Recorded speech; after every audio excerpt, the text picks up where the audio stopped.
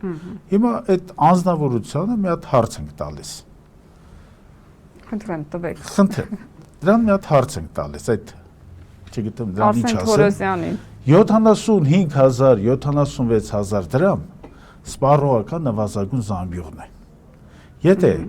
այսօր քաղաքացին թոշակառուն ստանում է 49,000 դրամ, միջին թոշակն է մեզ վերցնում, ոչ 36,000 նվազագույն, չնայած երկրում բավականին մեծ թիվ է կազմում նվազագույն կենսաթոշակ ստացողը 36,000 ստացողը։ Չնայած եկեք հենց հաշվարկը կանենք 36,000-ի դեպքում։ 36,000-ին եթե գումարվի այդ քեշբեքը մոտավորապես 20%-անոցով, հետադեն քաղաքացին առավոտից իրգուն այդ առուտրյան տարածքներից դուրս չգալի, անընդհատ առուտրյամ այդ իր ենթադենք 36,000 դրամով, վերջնական ենթադենք 20% քեշբեքը կազմել է 7,000 դրամ։ 36,000 գումարած 7,000, ես իհարկե սա չեմ ասում քաղաքացիների համար, քաղաքացիները դա այդ թվաբանությունը հստակ կկատարեն, այդ նախարար կոչեցյալի համար եմ ասում, 36,000 գումարած 7,000 դրամ, այդ 36-ի 20%-ը, անում է ենթադրենք 43,000 դրամ, հիմա 43,000 դրամը դա նվազագույն սպառողական զամբյուղի համարյա կեսն է, այսինքն հլը մի 43 էլ վրան պիտի դրվի, որ մարդու նվազագույն սպառողական զամբյուղը քաղաքացու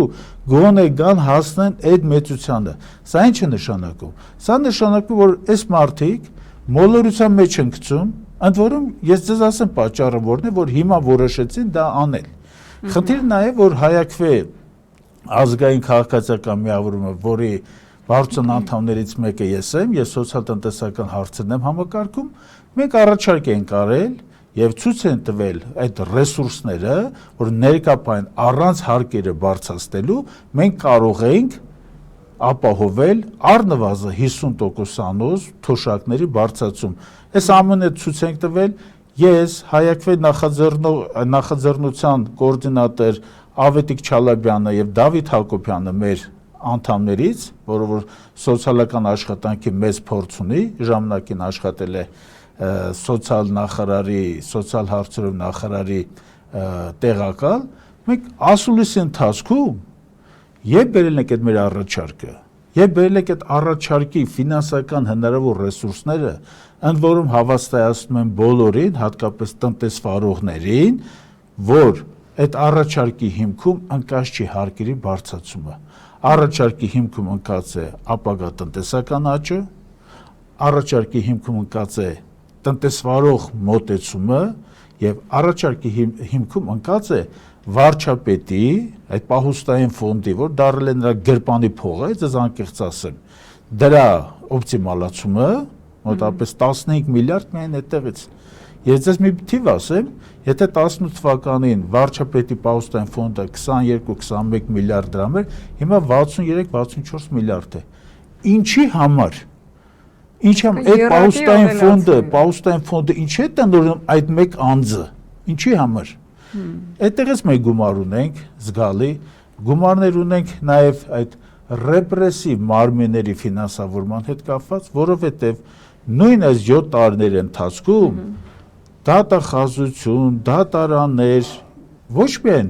դրանց աշխատավարձերն են բարձրացել, այլ դրանց քանակն են ավելացրել, էլ հակակոռուպցիոն, էլ եսիմ հակաձկնային, հակակարկտային, ամեն տեսակի դատարաններ են ստեղծել, այս մարդիկ ովքեր որտեղ աշխատում են, իհարկե չեմ ասում, որ նրանք մասնագիտական գիտելիքներ չունեն, քավլիցի ունեն, բայց այս կարգի ռեպրեսիվ ապարատ պահելու համար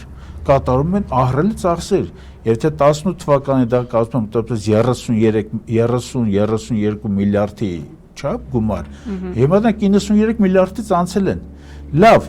մենք այս երկիրը մենակ դատավորների, դատախազների, քննիչների, ենթադրենք ոստիկանների կամ այդ հարակից դրան սպասարկող մարդկանց համար է այս երկիրը։ Այս երկրում, այո, նրանք էլ պետք է բարձր աշխատավարձ ստանան, բայց մենք խնդիր ունենք այստեղ նաև համաչափության, սոցիալական արդարության, որովհետև սահմանադրական հավասար իրավունքներ ունեցող տարեցները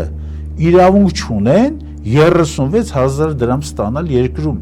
Դա գոյատեման հնարավորություն չէ, դա սովամահ լինելու հնարավորություն է։ այս իմաստով մենք ներկայացրել ենք այս առաջարկը, դրանք հավանաբար, ես նկատում եմ ներկայ իշխանությունները իհարկե ծանոթ են մեր առաջարկին, իհարկե ջուրն առել են բերաները, ոչ մի քննարկում այս թեմայի հետ կապված, ոչ առաջարկում են, ոչ ստուդիա են կանչում, ոչ էլ իրենց ստուդիաներում այսպես թագավոր տետիրական դարձած պետրոսները կարող են այս թեմաները ենթադրենք ինչ-որ սղացնել, ինչ-որ եսի մինչեր ասել, ակնհայտ է, որ 18-ից 25 թվականները թոշակներ, որ ասում են 5 անգամ ավելացել ենք, 5 անգամ գործողությունը կատարել է այդ փոքր աննշան գումարներով, չի նշանակում բարձրացրած թվով 5 անգամ ավելացնել։